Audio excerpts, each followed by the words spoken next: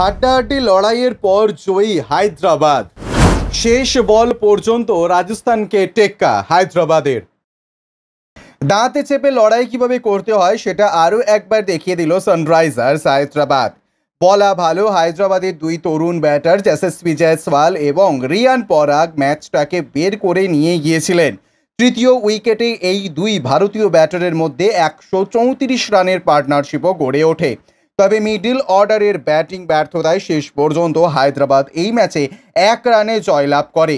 এই জয়ের পাশাপাশি চলতি আইপিএল টুর্নামেন্টে রাজস্থানের প্লে অফ ভাগ্য আপাতত ঝুলেই থাকলো।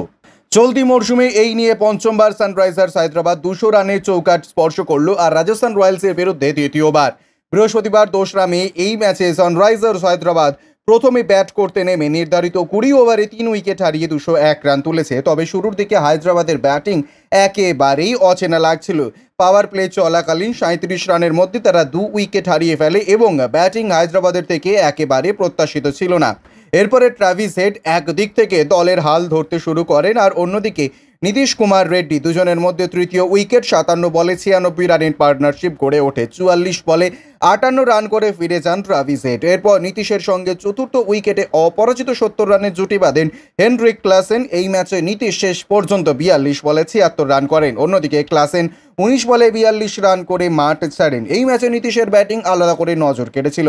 কভারের ওপর দিয়ে তাঁর হাঁকানো ছক্কার প্রশংসাও করেন সকলে। ইতিমধ্যেই একজন ব্যাটার হিসেবে তিনি নিজেকে যথেষ্ট স্বাবলম্বী করে তুলেছেন। এখন বড় শট খেলতে হবে আর কখন পিছিয়ে আসতে হবে সেটা খুব ভালো করেই জানেন। এই ম্যাচে তাকে শেষের দিকে সঙ্গত দিলেন হেনরিক ক্লাসেন। এই স্কোর নিয়ে হায়দ্রাবাদ অবশ্য সন্তুষ্ট হতে পারবে বলে আশা করছেন ক্রিকেট বিশেষজ্ঞরা। ব্যুরো রিপোর্ট, ইউজে নিউজ।